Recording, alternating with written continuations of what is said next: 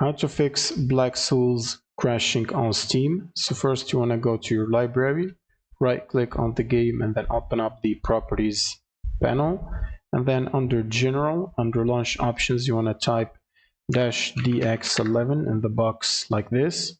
Then you want to go to the installed files directory and then click on verify the integrity of game files and wait for this process to finish. Once it's done, you want to click on the browse button, find the game's exe file, right click on it and then open up the properties window, go to the compatibility tab and check both of these options right here. Click on OK and then close out of these windows. Now you want to open up your GPU application. So for NVIDIA, you will need the NVIDIA app. You'll need to install it. Go to the drivers section and make sure to basically check for updates and download the latest game ready driver and install it on your system.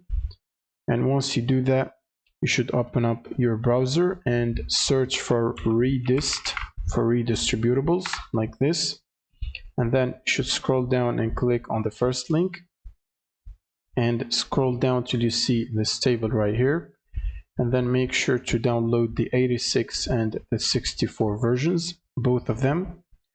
Download these and you should get two installers like this, which you can run and follow the instructions to install these by clicking agree and then click on install. Now after installing them both, you should open up Steam as administrator, right click on Steam and then run as admin.